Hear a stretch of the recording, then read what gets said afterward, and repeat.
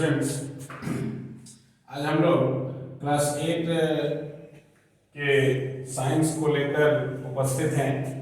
Class 8 में हम लोगों को बहुत सारे चैप्टर्स सिलेबस में पढ़ने हैं। लगभग 18 लेसन्स हम लोगों के सिलेबस में हैं, लेकिन हम लोग पूरे सेशन का ये सिलेबस है और हम लोग एक एक करके सारे लेसन्स को डिटेल में पढ़ेंगे। तो सबसे पहला लेसन हम लोगों का है लेसन 1, जो क्लास 8 में साइंस का लेसन 1 है, वह है क्रॉप प्रोडक्शन। क्या है? क्रॉप प्रोडक्शन, फसल उत्पाद। अब है कि क्लास 8 के इस लेसन में हम लोग फसल के उत्पादन से संबंधित तमाम बातों को बारीकी से समझेंगे। अब है कि क्रॉप प्रोडक्शन। हम लोग जानते हैं कि भारत एक कृषि प्रधान देश है। नहीं, 70% से अधिक आबादी आपको भारत में कृषि पर ही निर्भर है। उनकी लाइवलीहुड एग्रीकल्चरल एक्टिविटी पर ही डिपेंड है। और उतना ही नहीं, अब एग्रीकल्चरल एक्टिविटी पर जो लोग डिपेंड हैं, उनके अलावा जो बच भी जाते हैं, वो लोग भी कहीं ना कहीं हम लोग डायरेक्टली और इनडायरेक्टली अपने फूड आइटम्स के लिए और फूड के लिए उसी एग्रीकल्चरल एक्टिविटी पर डिपेंड होते हैं। अब है कि all living organisms need food to survive. जितने भी सजीव प्राणी हैं, सबको भोजन की आवश्यकता है अपने को जीवित रखने के लिए। नहीं, और जो भोजन हम लोगों को चाहिए अपने आप को जीवित रखने के लिए, वो फूड प्रोडक्ट कहाँ से ऑब्टेन होता है? तो they are obtain from plants और फ्रॉम एनिमल्स। या तो वह पौधे से प्राप्त होते हैं या जानवरों से प्राप्त होते हैं। They are either obtain from plants और एनिमल्स। अब है कि साइंस के जिस ब्रांच के अंतर्गत हम लोग पौधे को उगाना या फसल के उत्पाद या उस फसल से जो अनाज उपजते हैं उसको स्टॉक में रखना अपने फ्यूचर यूज के लिए, साइंस के उस ब्रांच को एग्रीकल्चर कहते हैं। क्या कहते हैं? The branch of science that deals with growing plants, पौधे लगाना, फसल लगाना, and raising livestock for human use, और हम अपने मानव उपयोग के लिए उस फसल से जो उत्पाद होते हैं उसको हम लोग अपने भविष्य निधि के लिए जो रखते हैं, इस साइंस के इस ब्रांच को हम लोग कहते हैं एग्रीकल्चर। वास्तव में एग्रीकल्चर लैटिन भाषा के दो शब्द से बना है। लैटिन भाषा के दो शब्द क्या? एक एगर और दूसरा कल्चरा।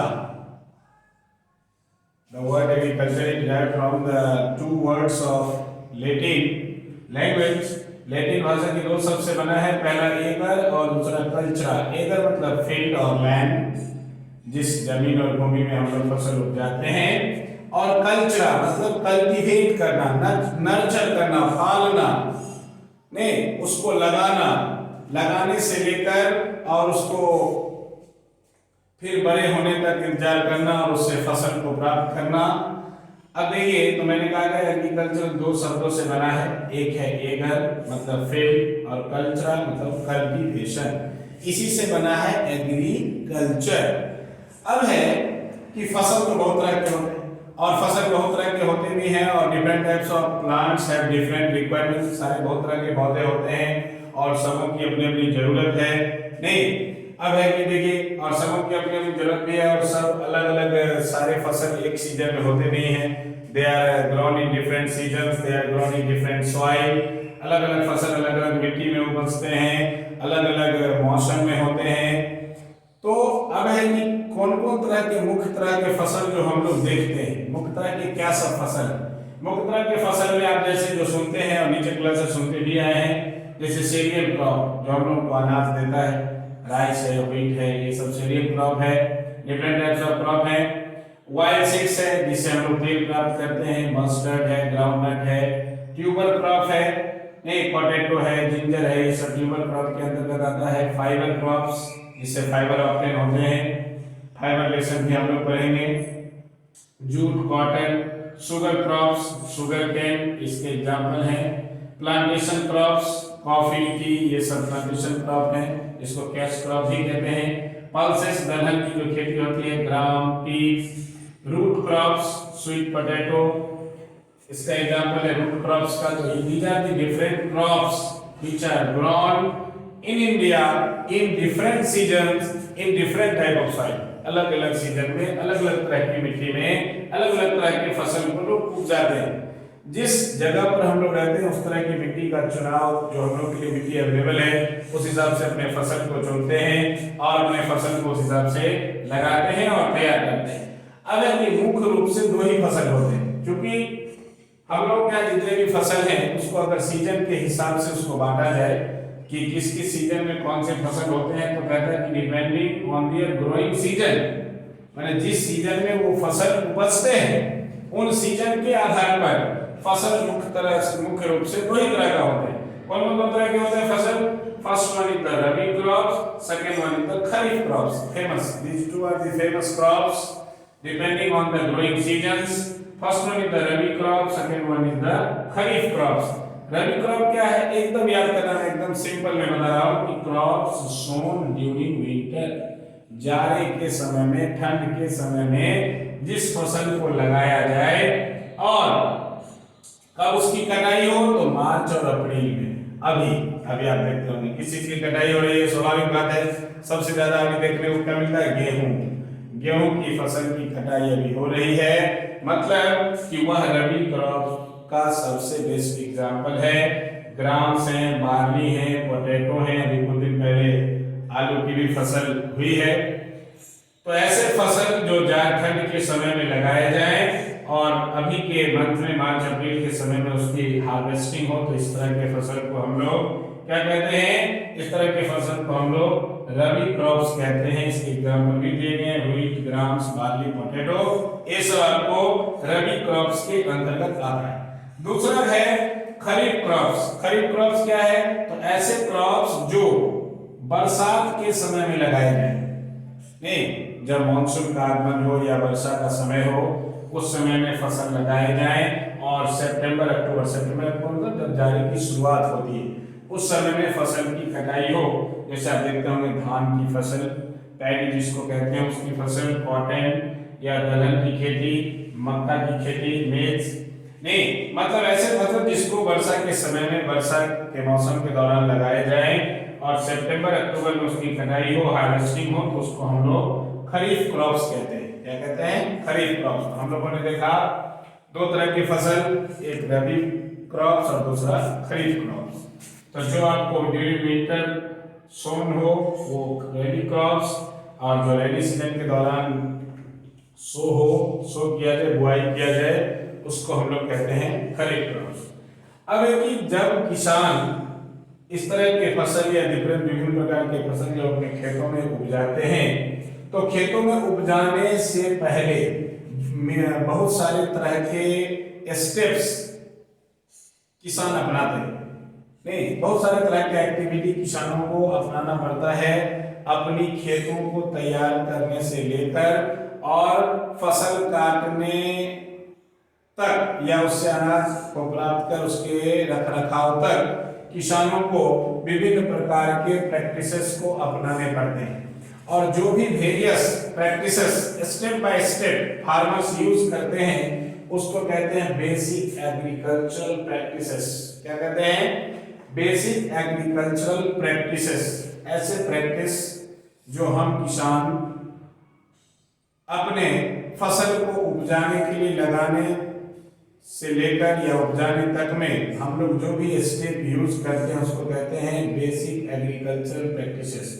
अब इस प्रैक्टिस में कौन कौन से मेन स्टेप्स हैं? तो there are 7 basic agricultural practices. 7 basic practice हैं। क्या 7 बेसिक प्रैक्टिस हैं? प्रिपरेशन ऑफ सॉइल, मिट्टी की तैयारी, नहीं, दूसरा selection and sowing of seeds, बीज का चुनाव और उसका बुआई, एडिंग मैन्योर्स एंड फर्टिलाइजर्स, अगर मिट्टी की उर्वरक क्षमता कम हो तो उसमें खाद्य पदार्थ मिलाना, समय पर सिंचाई करना, इरिगेशन, वीडिंग, अगर कुछ बिना इच्छा के कुछ ऐसे पेड़ पौधे उग जाते हैं अनवांटेड प्लांट जिसको वीड्स कहते हैं, तो उसको फसल से अलग करना, हटाना। उसके बाद जब फसल तैयार हो जाए तो उसकी कटिंग करना, हार्वेस्टिंग करना और उससे जो अनाज प्राप्त होते हैं उसका स्टोरेज।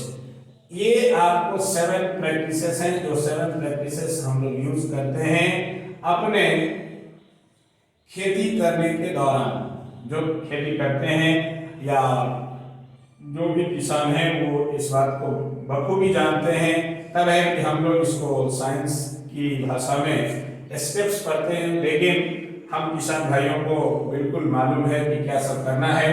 तो ये हम लोग साइंस में ये 7 स्टेप्स हैं जिसको फार्मर्स फॉलो करते हैं, जिसको बेसिक एग्रीकल्चरल प्रैक्टिसेस कहते हैं। अब है कि इस प्रैक्टिस में सबसे पहला है प्रिपरेशन ऑफ सॉइल, मिट्टी की तैयारी। मिट्टी की तैयारी, मिट्टी की तैयारी क्या है? तो मिट्टी को तैयार करना। अब ऐसा तो कभी नहीं देखे होंगे कि खेत बहुत दिनों से बंजर भूमि हो, उसमें जंगल लगे हों, और उसमें हम लोग जाके बीज को लेते हैं और बुआई कर देते हैं। कदापि नहीं, कभी ऐसा नहीं करते हैं। हम लोग क्या करते हैं कि सबसे पहले मिट्टी को तैयार करते हैं।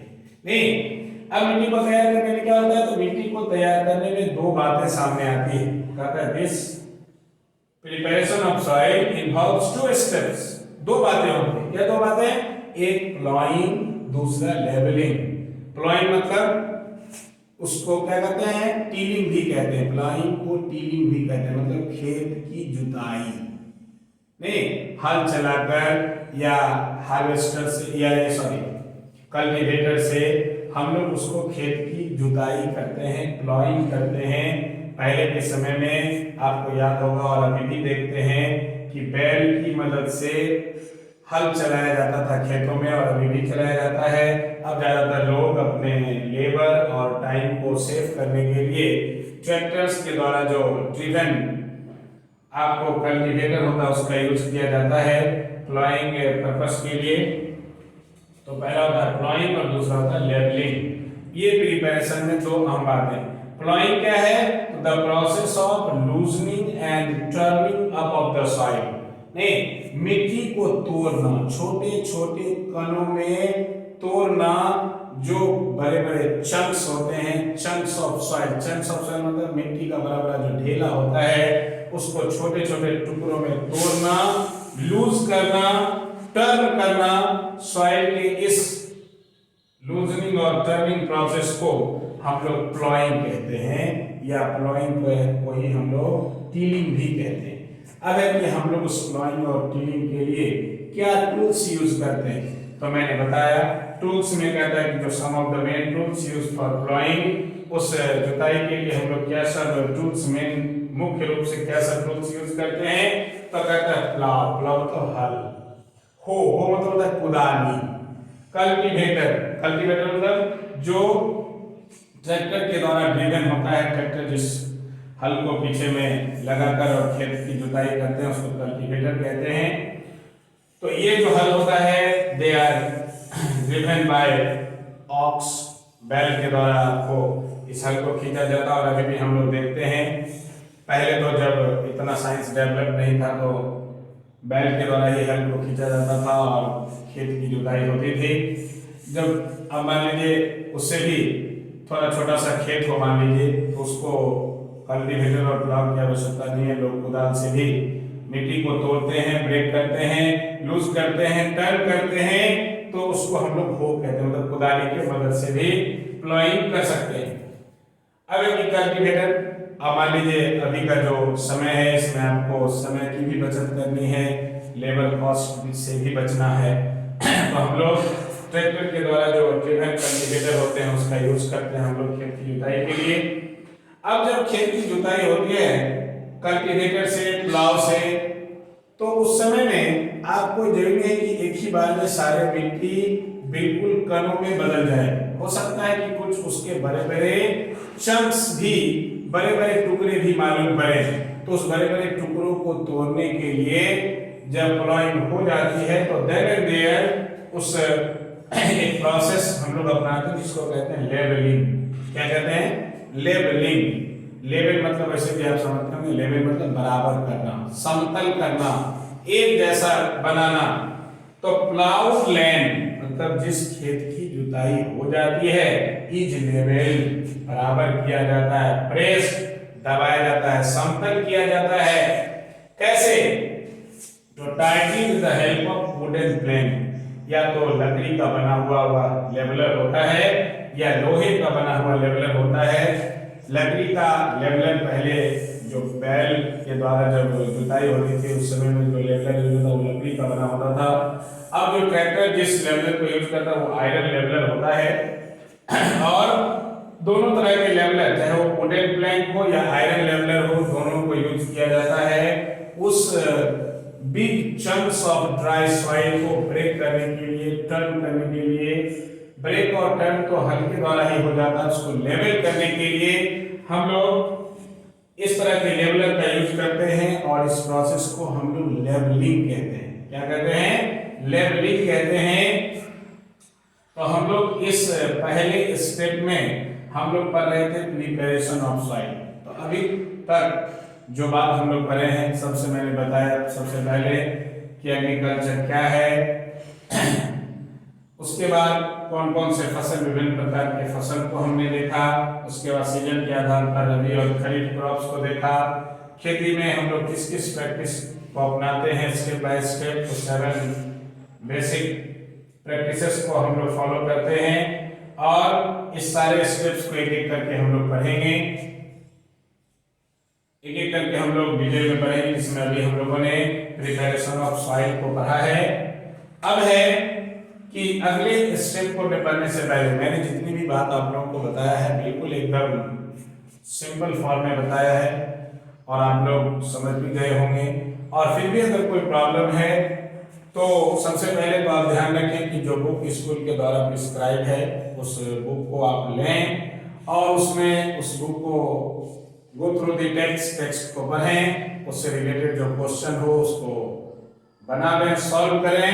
कोई उसमें प्रॉब्लम हो तो आप मोबाइल नंबर से कांटेक्ट भी कर सकते हैं 8877368954। इस कांटेक्ट नंबर पर आप हमसे पूछ भी सकते हैं कोई प्रॉब्लम हो तो। Thank you. Rest in next class.